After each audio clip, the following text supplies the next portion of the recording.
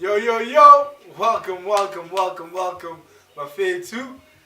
I'm a lone soldier today. I'm a lone soldier. Here I am. Lindo is out in another province doing big things, doing his own thing and whatnot. So I'm gonna be alone. I'm gonna be holding it down for the real review.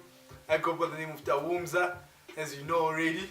And be prepared, my friend. Be prepared. Today we got the Jay-Z 444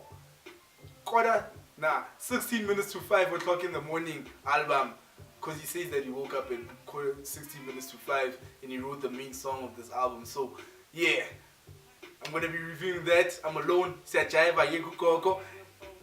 going for it.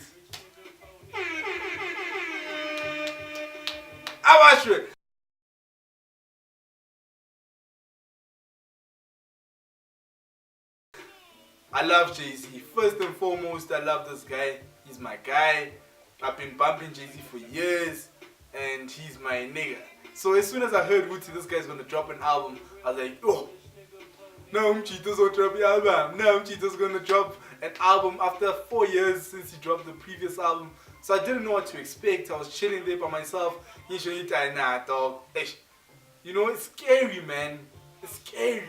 It's scary when your idol drops an album after such a long time, because you hate for your idol to fall off. You don't want to see that. It's like I'm into soccer. I'm a big soccer fan, né? So I can imagine like 5 years from now, as much as Cristiano Ronaldo and Messi are hot, like I can imagine them after 5 years, but I wouldn't want them retiring, after 5 years when they've fallen off and shit. Like I want them to retire when they still at the peak, so I don't see them fall off. Because people undermine you if you drop some subpar shit later on in your career. So I was skeptical a bit when I heard that Jay-Z's gonna drop an album. So when he dropped it, I was like, I chilled a little bit. And I remember the morning, my boy hit me up early in the morning, like, yo, that Jay-Z just dropped. I'm like, oh, yo, I'm not ready for this. I'm not ready. So I was like, no. I'm just going to chill a bit on this. I'm going to listen to something else for now. So I played that Casper. I'm still bumping that shit. So I played that Casper to just give me a little bit of oomph. Then I was like, okay, fair, let me just listen to the Jay-Z.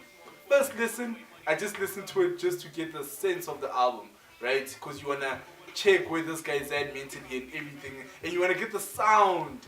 I think that's the reason why most people didn't like that Kendrick Lamar To Pimp a Butterfly album, because they didn't get used to the sound first. First listen, they were trying to dissect the album, and that's a rookie move. That's why I hate people that review albums after the first day or second day. Like, you have to chill a little bit, just get used to the sound of the album, and then you can get into the music, the actual songs and the lyrics and all that. So obviously, first sound, I was like, oh, okay, this is different from what I expected. Because if you listen to the previous album, Magna Carta, this guy was all, Magna Carta was just Timbo, Pharrell, Swiss Beats, Beyonce. It was all, it was, personally, I didn't like Magna Carta. But that's because I felt like it was a bit overly produced. It was too popish. Jay-Z was all over the place. He was trying to do a lot of things at once. I was like, nah, man, this is not what I want, So yeah, with this album, obviously, first listen is different from Magna Carta. So already I'm intrigued. I'm like, oh, okay, Jay-Z sounding a little bit deep. And I don't know how you guys, how far back you go with Jay-Z. Like, I've listened to, like, I'm young and I'm in my mid-20s, and obviously by the time I started listening to music, Jay-Z had reached his peak already. So I didn't get a chance to listen to him coming up. So when I started listening to him, I heard let's say Black Album, right? Black Album was the album that caught most of us 20-something-year-olds with Jay-Z. So, what's that song? Hova. Yeah, you know that track. So yeah, when I listened to that track and that album, I got a sense of Jay-Z being a certain guy, a certain persona. Like, before that, I was more of an Eminem fan. Like, I was not that much into Jay-Z, and my uncle always bumped Jay-Z, so he played that type of shit and whatnot. I wasn't really about it because he flossed a lot and he was that guy to tell you about money and all that. You know, he's drinking Ace of Spades, and he got the hottest girl in this game, running, wearing his chain. But on Black Album, there was a line there, and I want to start off my review of 444 with this line. He said that if you're a true Jay-Z fan and you listen to Black Album, you know this line. He said that, truthfully, I want to rhyme like common sense, but I did 5 million, so I ain't rhyming like common sense. Now, what does it mean? Oh, come on. Common, if you know, you've listened to Common's albums, Common is more into those, you know, those common sense, those type of raps that he's a conceptual type of rapper. Like, he's one of those guys that raps about a certain thing, and he's a rapper, he's a pure rap, he's a poet, so to speak. You know, his songs have meaning. And Jay-Z before that was not the type of guy to give you songs with meaning. He was the type of guy to give you know, dirt off your shoulders. You know, you listen to Jay-Z for that type of shit, and he had the hottest girl in the game. Like, he was the popular guy, the popular rapper. He wasn't the common sense type of rapper. So when he said that line, it was like, oh, okay. Truthfully, I wanna rhyme like common sense, but I made 5 million, so I ain't rhyming like common sense. So fast forward to now, Jay-Z is a multi-millionaire, close to a billion, if not already a billionaire, and he's done everything in music. All his albums went platinum. He's been #1 with all his albums. He doesn't have nothing to prove. He said that he's the best, alive or dead.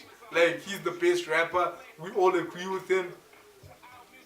He has nothing to prove. So he made an album that he's always wanted to make. Before, it was all about the money, and now it's all about the content. It's all about, you know, what he feels and all that. So he made an album like Common Sense, and lo and behold, the producer of the album, if you didn't know, is No ID. No ID produces most of the work that Common Sense makes.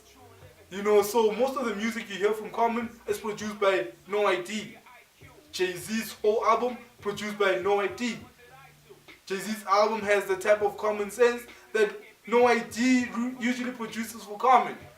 So here we have 444. First track, Kill Jay-Z.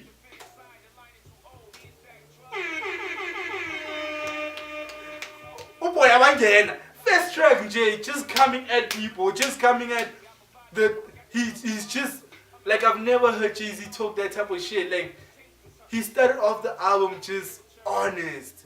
Kill Jay-Z. You shot your own brother. How could we ever trust Jay-Z? You egged Solange on, knowing that all you had to say that you were wrong. Dog. So you remember that elevator situation? You remember Jay-Z getting those fly kicks? He's saying that, yo, I was the one who was wrong. Like, after all this time, he's admitting that, nah. You know, he's saying all these things where, nah, bruh, like, I've done so much wrong. Like, you know, this and that and that and that and that and that. He's just listing a whole long list of all the shit that he's done wrong, and he's admitting to it, and he's apologizing. Like, yeah, I deserve to be crucified for all this shit. Like, I've done a lot wrong. I've never heard Jay-Z be that vulnerable. On the first track, Nogal, already that sets the tone for the rest of the album. You can just picture what he was thinking at the time. Plus, after Lemonade, you know, Jay-Z has had a bad rep. You know, he's had to answer some questions. You know, and he even says a line there where he says that, you know, you owe the truth to all the youth that fell in love with Jay-Z. Like, he felt like he needed to tell us the truth on what's up. You know, so that track came on.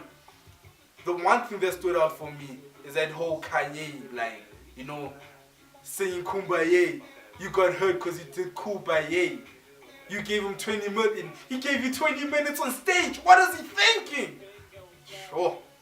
Sure. When I heard that, I love Kanye. I love Jay-Z. When I heard that, I wanted to cry a little bit. If everybody's crazy, that means that you're the one who's insane. Yo, like, man, and that shit, I love that Jay-Z addressed it, because if you know Jigga, he doesn't usually address these type of situations. And when Kanye went on his rant on stage, talking shit about Jay-Z, that Nah, Jay-Z, you ain't call me, bro. You ain't check on me. All that. I can't do music with Drake because of this whole title situation. He was saying all that. And you can imagine how Jay-Z was feeling. Like, you my boy. We've made music together. We've made an album together. I put you on. And you're going to say all that type of shit. You know, like it hurts him. It hurts him. It really did hurt him. And you can hear in his tone that this guy sounded hurt. So that's the first thing that came to mind when I heard that. You know, I was like, oh shit, this is real, man. Like that's real, you know. And then him going to ask forgiveness to Solange, like saying that nah, I was wrong. It's another vulnerable, you know, point that I was like, oh, this guy, shit. Nah, that's deep. Okay, fine, let's kill Jay-Z. Big, you know, it's a strong start. Then it goes to OJ. Yes, I'm not black, I'm OJ. Okay. But that track is on some other shit. This guy basically is talking about, you know, black guys and, you know, you still a nigga. Like, you can be a rich nigga, you can be what. At the end of the day, you're still black, you're still a nigga. You know, doesn't matter. You can be a house nigga inside the house, working for master inside, and you can sleep in a nice comfy bed.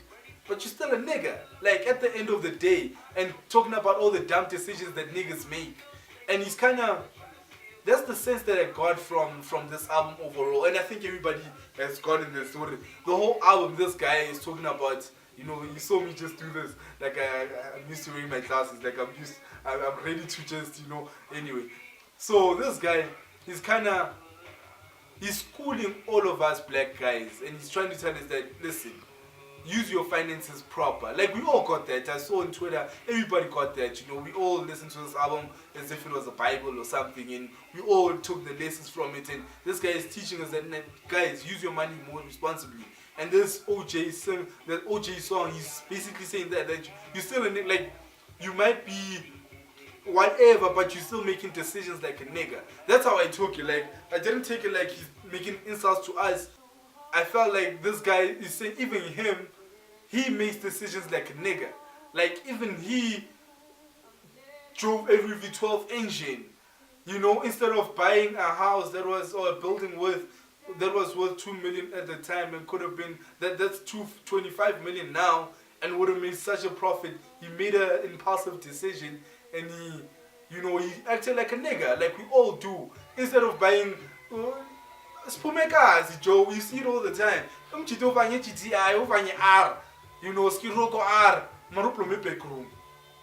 Like, you know, that shit happens all the time. We see it all the time. And then fuck living rich and dying broke. Like, niggas live rich and they die broke. When they die, million kazat, you know, man, they going house to house. You have to put in there 100 rand, whatever, to get this nigga buried.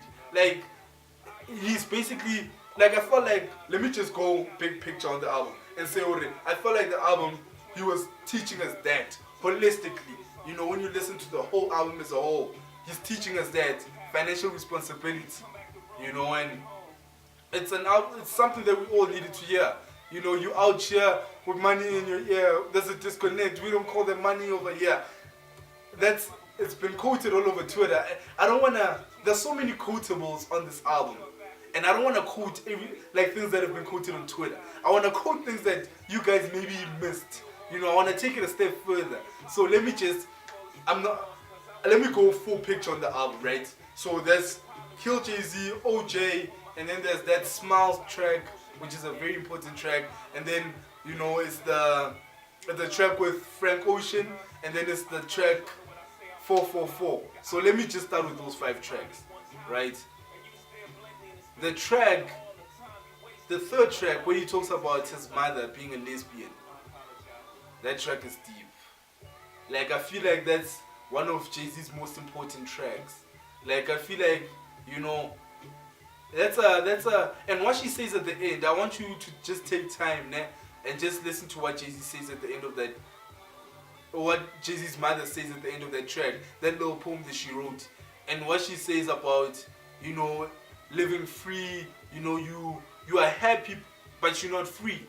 Like, you know, you pretend you live in the shadows because you're scared to show who you really are, to be free. Like, you seem happy and you seem free, but you're not really because you're living in the shade. You're hiding who you are.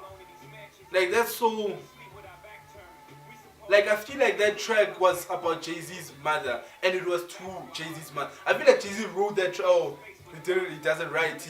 He rapped that track for the world, but most importantly, he rapped it for his mother to tell her that, man, be free, be who you are. Like, you know, even himself, like he's rapping to his mother and he's also rapping to himself, because I feel like he's also fighting that demon inside of him. Jay-Z has always been the bravado type of guy. He's been the jock, man. He's been the cool guy in the room. Everybody has wanted to be like Jay-Z. Everybody wanted to live like a life like Jay-Z, have the wife that Jay-Z has. He's always been the cool guy. And finally he's saying that, fuck, it's not like that. I have my faults as well. You know, so when you go to the next track, the 444 to Beyonce, you know, the first verse when he's talking about, you know, how we started dating. I told you, you know, don't embarrass me instead of telling you, be mine. That was my proposal. You know, that's how we started dating. That's who I was when we started dating. Shooty at the time, you know, Jay-Z was this guy. He was all about the image. Like, don't embarrass me. Imagine calling your girl, don't embarrass me. Instead of telling her, girl, I'm into you. I really want to date you. Let's just go out on a date. I see you dancing with some niggas. Plus Beyonce, that time she was the diva. She was, you know, a diva is a female version. You know, she was all that. And this guy is like, nah, tone down, behave. And this answers a lot of questions, right? Like to the Beehive, like, you know, Beyonce cut her dad, you know, and all that. And she changed management, and it seemed as if Jay-Z took more control of her and her life and the decisions that she makes. And she was more quiet and reserved, and she became submissive to Jay-Z. Like, it kind of shows us why. Like, Jay-Z came, like, he's admitting, like, it kind of sounds like an abusive relationship. Like, this guy is kind of admitting how he was. Like, he was so, you know, hard and shit. Like most of us, right? Like, you know, you grow up, you're not really taught how to be soft. You're not taught how to love and be in a relationship, especially when you're from the hood, man. Like, we didn't grow up in households that has both parents. If you did, the chances of the parents getting along and being happy, like, that shit, where I'm from, that shit didn't happen. I don't know about where you from. Where I'm from, that shit didn't happen. We didn't grow up with both parents. Like, you know, it's one of those situations that, you know, make you a certain person that it's hard for you to give love and to be loved and receive it warmly, because you're always so guarded and nobody taught you that shit. And you can hear the flaws in Jay-Z in that verse. Like, you know, I apologize for all the stillborns because I wasn't present, your body couldn't accept it. That's deep. Like, I wasn't present. Like he's now in hindsight, he's looking back like, fuck, like, you know, I've done some shit. I wasn't there. Like, it's not a matter of I slapped my girl or I abused or whatever. Nah, I just wasn't there. Like, I didn't learn how to be there. And I don't know that shit. I wasn't there, I'm sorry. Like, now he's saying this guy is close to 50 and he's apologizing for something like that. Like, it's, man, I don't know about you guys, man. Like, me, I look up to Jay-Z. Like I said, I didn't grow up with my dad. You know, we didn't grow up with a lot of father figures in the household or in the hood. There weren't a lot of those guys. The only old niggas in the hood were drunkards. Like, machi diploma tavern or whatever. That's how we grew up. We didn't see that type of father role, whatever, father figure. So when we listen to Jigga, or me and my uncles in the household listening to Jigga, my uncles are really young. So don't think what I'm talking about niggas in the 40s and 50s. My uncles are like young niggas, you know, 20s, 30s. Like, these are just my mother's siblings. You know, my mother's only 22 years older than me. You know, so you can imagine, they're younger than my mother. So these guys are like less than 10 years older than me, or maybe just 10 years older than me. So we kind of, you know, when they listen to the Jay-Z, that they saw Jay-Z as a big brother. Jay-Z was old enough to be my dad. So when I listen to him, I listen to him like, yo, a father figure type of guy. That's how I grew up with this guy. So listening to this 444 song, it's kind of like seeing your dad cry. Like, I don't know how many niggas have seen their dads cry. Like, you don't really see your dad. I know my niggas that grew up with their dads, like, they never seen their dads cry. Like, I never thought of that. Like, it's kind of like seeing your dad weep and say, oh, fuck, I fucked up. I'm sorry. Then the last verse is like, shit, if my children know. I'm listening to Jay-Z like, yeah, nigga, I know. Like, shit, I'm hearing you. Fuck, you scared. Like, I'll feel ashamed. I'm like, shit, yeah, nigga, you should feel ashamed. Like, I'm embarrassed for you. Like, I'm disappointed. Like, I felt like a kid listening to his dad tell his mother that he's sorry for doing all those fucked up things. I'm listening like, hey, this guy, hey, timer, you kind of fucked up. Like, you fucked up. But at the same time, he's teaching us so much. Like, I tweeted something the other day. I said that Jay-Z has played more of a father role to niggas than the real dads have. And so many niggas retweeted that tweet because so many niggas felt it. And him saying that shit, we needed to hear it. This album, we needed it. We all needed this album. Like, we needed it. Like, I've heard so many guys say that they needed to hear this shit. So when Jay-Z said that, like, yo, kind of made me it made me think about all the girls that I've done wrong. Like, girls that I've cheated on and girls that I've done the most. And, you know, kind of made me want to just call and apologize. So I hope that you're watching. And I'm sorry, bruh. Like, I was never taught how to love and receive love. Anyway, moving on. Habasha to the second half of the album now. Jay-Z starts the second half of the album with that track with Damian Marley. Oh yeah. Street Anthem. It's playing in the background right now. I think you can hear it.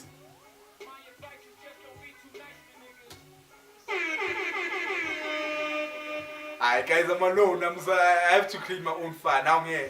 Hey, this guy Lindo. So, second half of the album comes in. Bam, Damian Marley. Jay-Z raps his shit. He does his thing.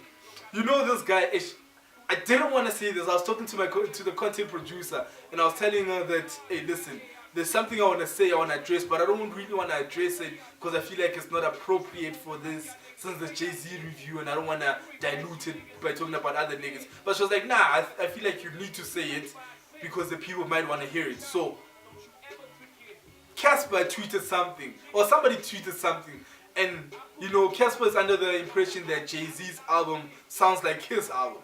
And that some concepts on Jay-Z's album are the same as his album. Okay. At first, when I heard that shit, I was like, this mother... What the hell did you just say? I kinda... Like, it's like somebody dissing your dad. Like, somebody saying something about your dad in class. Like, I just saw your dad by the pub the other day, and he was having... Like, you just want to go to him like, nigga, what did you just say? Then my content producer was like, nah. Just think about what this guy is saying. So I was like, nah, okay, let me just think about what this guy is saying. And I hear some songs that Casper's referring to, right? Like the concept of some songs, like, if I wasn't ready for you. Like, no man, what's that track? I wasn't ready for you. Don't you wait. You know? So he's basically saying, if I'm getting correctly, you guys correct me. Casper is saying that in this situation, he is Jay-Z and Boiti B is Beyonce. Let's just chill on that.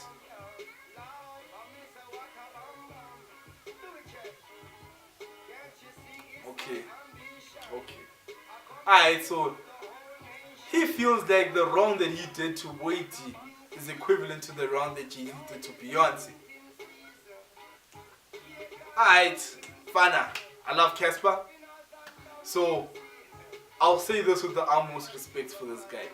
Dog, don't ever say such a thing. One, okay, Sharp. I agree with you. The concept, yeah, similar. And kudos to you for thinking about it and pouring out your heart on that track. Kudos. Amazing. But the difference in the two songs is that Jay-Z is a fucking amazing rapper.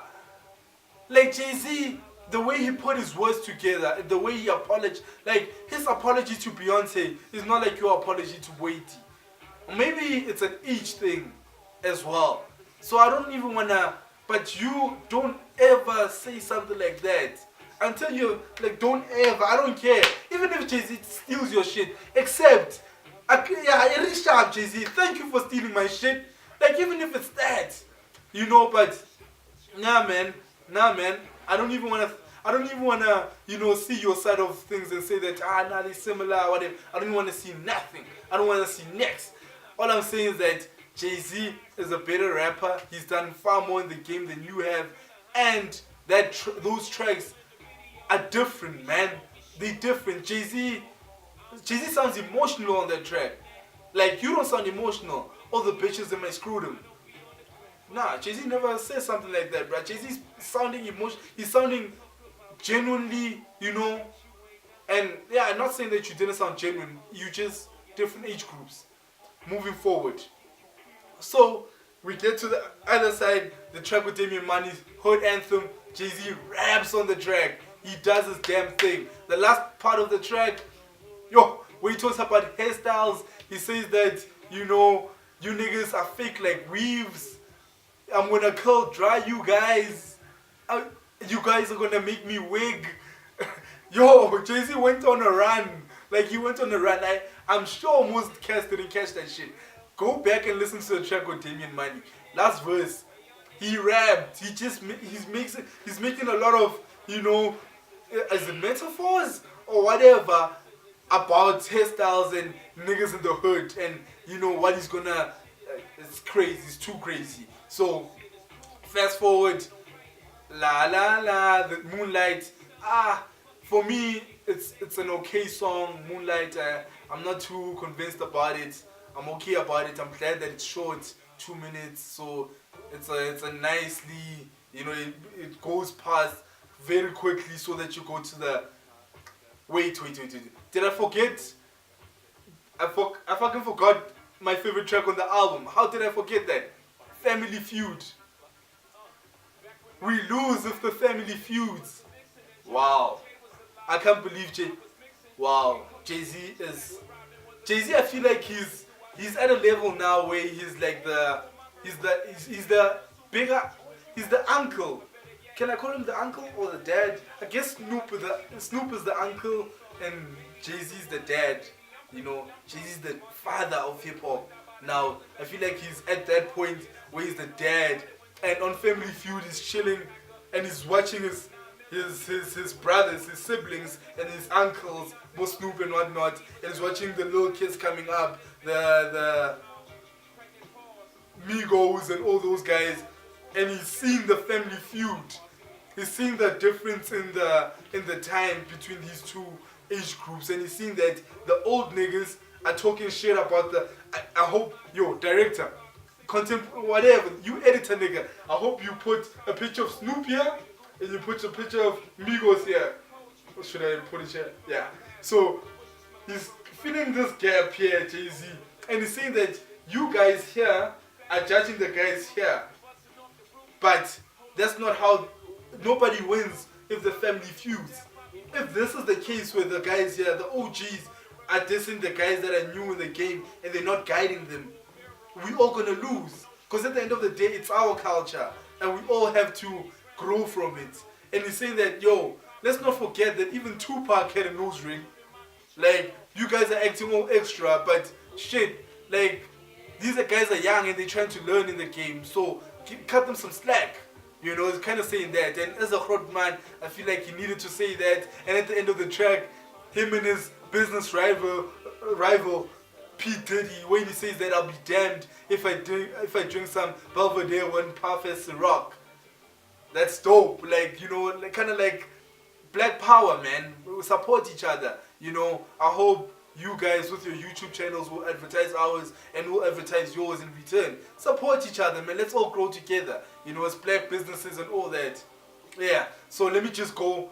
Yabona manje, I'm chowing too much of your dad. Going to the end of the album, yabo. Umasimi, man. No man, Masi Me is too late. Second favorite track of the album. Masi Me, man. I feel like, you know, Jay-Z doesn't write. Nah, he does not write. But man, when you hear that Masi Me first verse, the way he raps with so many syllables, no, Baba. I don't care what English school you went to. I don't care Kuleno Van. There's no ways you can rap like that to so many syllables so fluently without writing. There's no ways. There's no ways. This guy must have wrote that shit. Let me just read something real quick. This guy says, back when Ratchet was a Ratchet and Vixen was a Vixen and Jam Master was Jay I was mixing, cooking coke in the kitchen. Back when Rodman was a piston, Mike was losing to Isaiah, but as soon as he'd get a sixth one, give birth to my verbal imagination. Assume a virtue if you have not. Or better, hear tears of verse from Hamlet. Lord, know who we are, but we don't know what we may be. Dog. The reason why I know I read it, my English was very broken when I read that. I wanted to read that fast to show that even when I'm reading fast, it's hard. It's hard. So this guy, he didn't write it. He just went to the studio and he rapped it. Just like that, without writing. Now namanga, Jay-Z. Sometimes you have to, look up to your father and say, I time, manjang, sha. There's noise. Yeah, so I don't think he did that song without writing. I think he wrote that shit. If he did it without writing, he's the best rapper ever. But I think he wrote it. So, but amazing track. He showed people that he can fucking rap, and he's the best rapper still, even after this time, And then the last track, Legacy. Sure. When he spoke about his sister, his grandfather molesting his sister, it touched me, man. And the way he said it, man, that his grandfather was a preacher, and he molested his little sister, or his older sister, and then made him hate religion, and run away from religion because that guy was a preacher. But later on, he found his way back and he managed to study other religions and shit. That was kind of dope, But, man, it's a dope closing track, and it signifies every track on this album for me is important. And every track on this album, I'd be comfortable if this was Jay-Z's last album. I'd be okay with it. Because I feel like he said the most, and this album is enough to give us food for thought for the next 10 years. It's enough. Like, he gave us a lot, more than most people are giving us. So, for me, it's a double yay. From the Real Review, Lindo, assume that he's here. Hey, editor, please have a picture of Lindo here. Lindo, hope the picture has you like this. We love the album, and I rapped it by myself.